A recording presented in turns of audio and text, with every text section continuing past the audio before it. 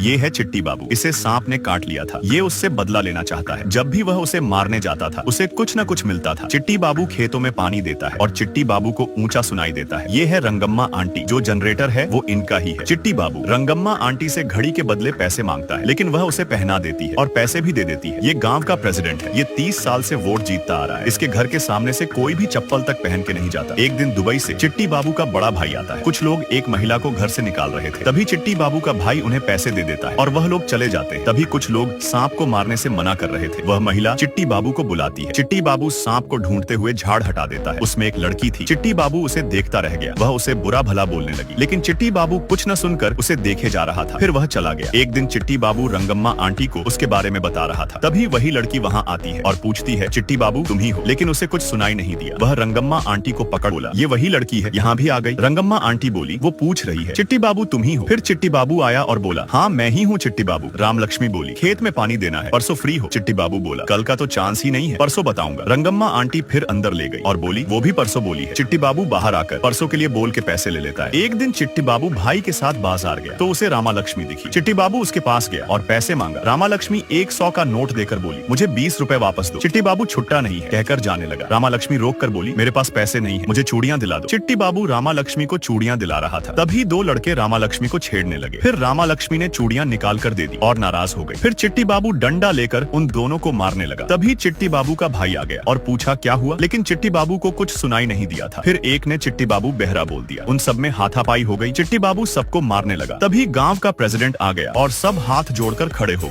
रामा लक्ष्मी ने मारा चिट्टी बाबू को थप्पड़। दरअसल जब चिट्टी बाबू जा रहा था, रामा लक्ष्मी आकर बोली, मेरे घर वाले मेरे लिए लड़का ढूंढ रहे हैं, क्या तुम मुझसे शादी करोगे? अगर हाँ तो मैं बाबूजी को बता दूंगी। लेकिन चिट्टी बाबू और बहुत काम है कहकर चले गए। फिर वहाँ पहुंचकर एक लड़के से रामा लक्ष्मी ने क्या कहा था पूछने बोला। उसने बताया, वो पूछ रही थी तुम मुझसे शादी करोगे? अगर हाँ तो आज रात तक बता दे। चिट्टी बाबू खुश हो गया। फिर रात को चिट्टी बाबू रामा लक्ष्मी के घर जाता है। वहाँ पर उसने बहुत सामान गिरा दिया, लेकिन उसे कुछ सुनाई नहीं दिया। चिट्टी बाबू आगे गया तो सब उठ गए। फिर चिट्टी बाबू रामा लक्ष्मी को बाहर बुलाया। रामा लक्ष्मी आकर चुपचाप खड़ी हो गई। चिट्टी बाबू, मैं तुमसे प्यार करता हूँ कहने लगा और किस करने गया तो रामा लक्ष्मी ने उसे हटा दिया। चिट्टी बाबू ने देखा सब उठ चुके हैं। चिट्टी बाबू उसके पापा से बोला, मैं और रामा लक्ष्मी एक दूसरे से प्यार करते हैं। चिट्टी बाबू रामा लक्ष्मी को बताने का, लेकिन रामा लक्ष्मी ने थप्पड़ मार दिया। फिर वह चिट्टी बाबू को बाहर कर दिया। तभी कुछ लोग आए। एक लड़का बोला, ये कुछ गलत करने आया होगा। फिर चिट्टी बाबू को पकड़कर पूछने लगा। तभी रंगम्मा आंटी आई और बोली, ये दोनों प्यार करते हैं। तभी बात करने आ गया। फिर वह रंगम्मा आंटी को गलत बोल दिया। चिट्टी बाबू उसे एक थप्पड़ मार देता है और चले जाता है। चिट्टी बाबू ने बचाई बुजुर्ग की जान। जब चिट्टी बाबू जा रहा था, चिट्टी बाबू पूछा, चाचा कैसे हो? वह बोला, सोसाइटी वालों ने जमीन छीन ली, अब मरने के अलावा कोई रास्ता नहीं है। चिट्टी बाबू बोला,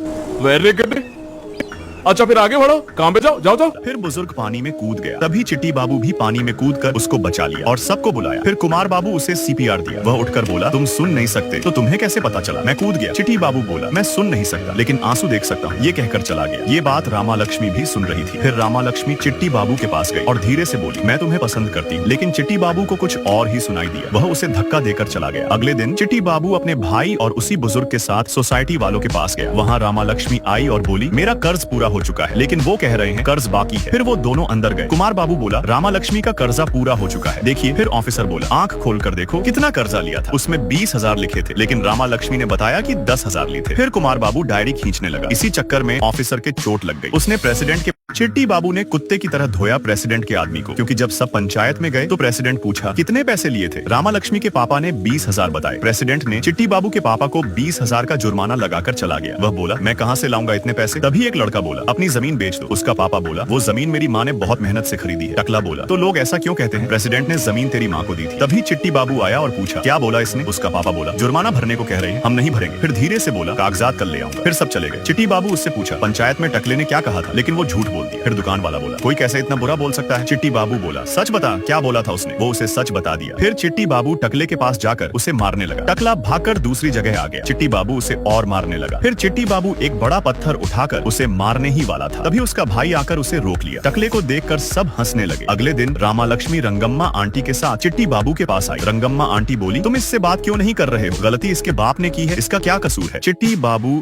रामा लक्ष्मी को थप्पड़ मार दिया और पुलिस वाले ने पीटा चिट्टी बाबू को, क्योंकि जब चिट्टी बाबू रामा लक्ष्मी को थप्पड़ मारता है और बोलता है ये प्यार व्यार नहीं करती, ये नाटक है इसका, तभी दो पुलिस वाले आकर चिट्टी बाबू को ले जाने लगे। रामा लक्ष्मी चिट्टी बाबू को किस कर दी, चिट्टी बाबू भी उसे किस कर दिया। फिर दोनों उसे पुलिस स्टेशन ले गए। एसआई उसे प्रेसिडेंट के आदमी को पीटने के लिए मारने लगा। तभी चिट्टी बाबू का भाई आया और उसे छोड़ने को कहा। फिर एक कांस्टेबल बोला प्रेसिडेंट से कहकर अपने भाई को छुड़वा लो। फिर कुमार बाबू प्रेसिडेंट के पास गए और बोला आप एसआई से बात कर लीजिए, वो आपके कहने पर मेरे भाई को छोड़ देगा। लेकिन वो उसकी न सुनकर चला गया। जब चिट्टी बाबू सो रहा था, एक कांस्टेबल बोला उठो तुम्हारी जमानत हो गई है। फिर चिट्टी बाबू बाहर आया और पानी पीने लगा और जानवर की तरह खाने लगा। फिर कुमार बाबू चिट्टी बाबू को वोट में खड़ा होने के लिए गया। जैसे ही उसने गांव का नाम बताया, वो ये सुनते ही उन्हें घूरते हुए अंदर चला गया। तभी एक अधिकारी आया और बोला प्रेसिडेंट पद के लिए नॉमिनेशन के लिए आए हो, इसका मुझे सालों से इंतजार था। फिर दोनों प्रेसिडेंट के पास गए। कुमार बाबू बोला गाँव वाले एक ही प्रेसिडेंट से पक चुके हैं, इसलिए मैं प्रेसिडेंट पद के लिए खड़ा हुआ हूँ, बस हम यही बताने आए हैं। ये कहकर दोनों चले गए। प्रेसिडेंट को बहुत गुस्सा आया।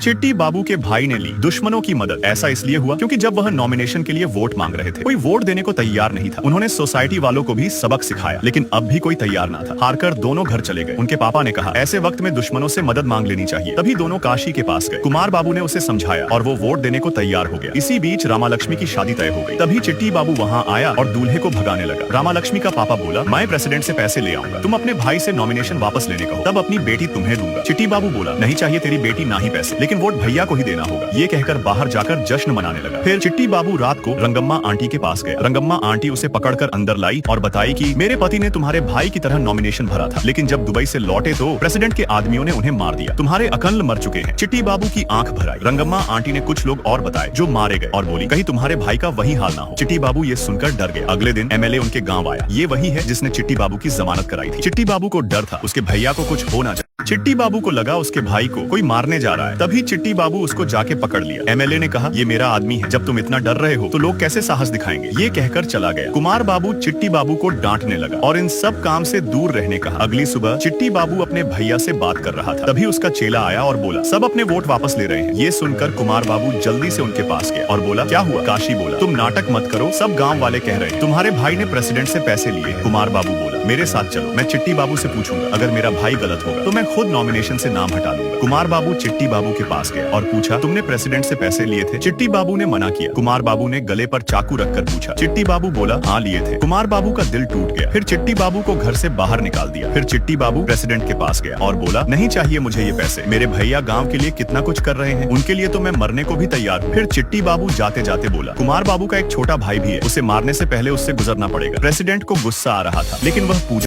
चिट्टी बाबू प्रेसिडेंट को धमकाकर रामा लक्ष्मी के पास गया और रोते हुए बोला मैंने अपने भाई के लिए तुम्हें छोड़ दिया, तुम मेरे लिए अपने बाप को नहीं छोड़ सकती। ये कहकर चला गया। रामा लक्ष्मी रोने लगी। फिर उसका बाप बोला ये शादी रुकी तो मैं जहर पी लूंगा। रामा लक्ष्मी बोली नीचे जहर से कुछ नहीं होगा, पूरी बोतल पी लेना। ये कहकर चली गई। फिर चिट्टी बाबू घर जाकर बाहर बैठ गया। फिर सभी उसके पास आकर बैठ गए और खाना खाने लगे। फिर रात को कुछ लोग जुआ खेल रहे थे। चिट्टी बाबू को उन पर शक हुआ। फिर चिट्टी बाबू पर एक ने हमला कर दिया। चिट्टी बाबू सबको मारने लगा। चिट्टी बाबू को कुछ गड़बड़ लगा। फिर उसने भैया के बारे में पूछा। उसने बताया वो शहर गर्लफ्रेंड से मिलने गए हैं। कुमार बाबू गर्लफ्रेंड से मिलने के बाद वापस आ रहा था। कुछ लोगों ने उसका पीछा किया। कुमार बाबू ने स्पीड तेज की और टकराकर गिर गया। फिर वो लोग उसे चाकू मारने लगे। वो अपनी जान बचाते हुए भागा। फिर चिट्टी बाबू वहाँ आया और कुमार बाबू का चश्मा देखकर उसे ढूंढने लगा। कुमार बाबू ने चिट्टी बाबू को आवाज दी, लेकिन उसे सुनाई नहीं दी। तभी चिट्टी बाबू का पैर टॉर्च पर पड़ा। उसे कुमार बाबू दिखाई दिया। फिर चिट्टी बाबू सबको मार मार के भूत बना दिया। फिर चिट्टी बाबू कुमार बाबू को हल्दी लगाने के लिए रुका। चिट्टी बाबू जैसे ही हल्दी लाया, उसने देखा चिट्टी बाबू हल्दी लाया तो उसने देखा कुमार बाबू को किसी ने मार दिया। चिट्टी बाबू ने हल्दी लगाई, लेकिन वो कुछ कह रहा था। चिट्टी बाबू को सुनाई नहीं दिया। तभी वो मर गया। फिर चिट्टी बाबू उसे घर लेकर गया। उसे देखकर सब रोने लगे। फिर चिट्टी बाबू गांव के साथ प्रेसिडेंट के घर गया, पर वो वहाँ नहीं था। चिट्टी बाबू को गुस्सा आया। फिर सब पूजा करने गए। वहाँ चिट्टी बाबू ने देखा जो कुमार बाबू कह रहा था। उनके होंठ वैसे ही हिल रहे थे। फिर चिट्टी बाबू नारायणा कहते हुए चिल्लाया। फिर चिट्टी बाबू साइकिल पर जा रहा था। तभी एमएलए का रास्ते में एक्सीडेंट हो गया। चिट्टी बाबू उसे हॉस्पिटल ले गया। वो कोमा में चला गया। डॉक्टरों ने भी जवाब दे दिया था, लेकिन चिट्टी बाबू एमएलए की रोज सेवा करता था। एक दिन एमएलए कोमा से बाहर आ गया। चिट्टी बाबू ने देखा और बाहर चला गया। डॉक्टर उसके पास आए और बोले ये सब तुम्हारे वजह से हुआ, बस 2 महीने और फिर वो दौड़ने लगेंगे। फिर 2 महीने बाद चिट्टी बाबू एमएलए के पास गया और एमएलए से बोला कुछ बात करनी है। फिर एमएलए ने सभी को बाहर निकाला और प्रेसिडेंट के बारे में पूछा। चिट्टी बाबू बताया वो उसे पहले ही मार दिया। फिर बोला ऐसे आदमी को मारना जायज नहीं था। एमएलए बोला बिल्कुल जायज था। फिर चिट्टी बाबू बोला लेकिन आपका मेरे भैया का मारना तो जायज नहीं था। एमएलए बोला ये क्या? एमएलए बोला ये क्या बक रहे हो, मैं तुम्हारे भैया को क्यों मारूं? मारूंगा। चिट्टी बाबू बोला, वही मैंने सोचा, आप मेरे भैया को क्यों मारोगे? मेरे भैया जाने से पहले कुछ कहा था, लेकिन मुझे सुनाई नहीं दिया, पर भगवान ने मुझे रास्ता दिखाया। उस दिन कुछ लोग गीत गा रहे थे। मेरे भैया ने जो कहा था वो एक जैसा था, श्रीमा नारायण, लेकिन रंगस्थलम में इस नाम का कोई नहीं, पर मैंने वो नाम आप ही के मुंह से सुना था। मेरे भैया को श्रीमा नारायणा से मरवाया था, इसलिए मैंने उसे मार दिया, लेकिन जाते जाते मुझे उसने सब बता दिया। मेरे भैया आपकी छोटी बेटी से प्यार करते थे, ये आपको पता चल गया। बिना किसी संबंध के मेरी जमानत करवाई और भैया से